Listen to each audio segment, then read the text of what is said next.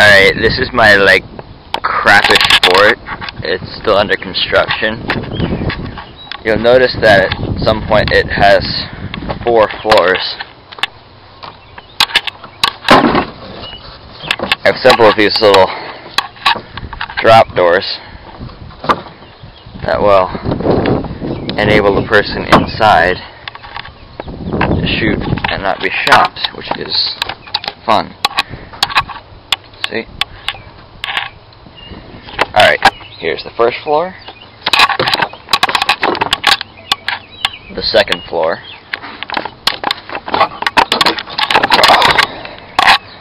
the third floor,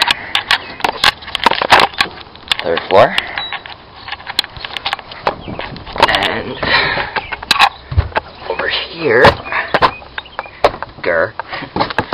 over here is the yet to be finished 4th floor.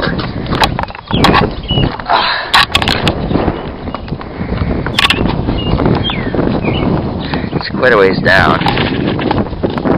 Drop door,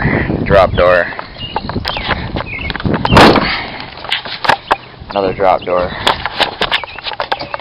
sawzall. Very simple system on these things. Simple pull, and when released, they allow the person inside to engage the target. Also this one, relatively small. This provides what used to be a slide to be blocked. The problem was that it used to be able to be shot in the leg, which was not a fun experience. Eventually, I might remove this here to allow further access that way. I will definitely, at some point, build stairs that connect this part of the 3rd floor with the lower 3rd floor.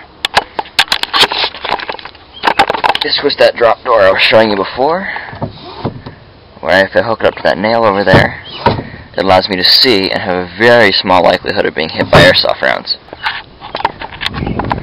Kind of suckish, but quite large.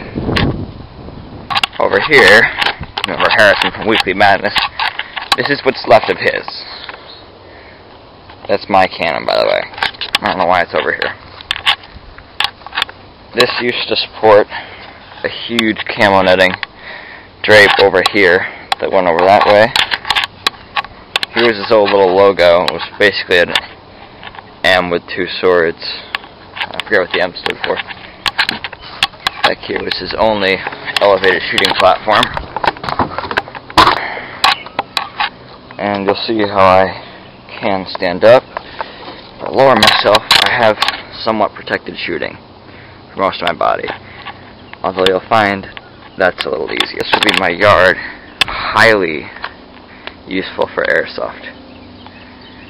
That being it's a construction site and it's covered in crap. And it may not look it. This fort is very strongly built. It's actually very hard to do any damage to it.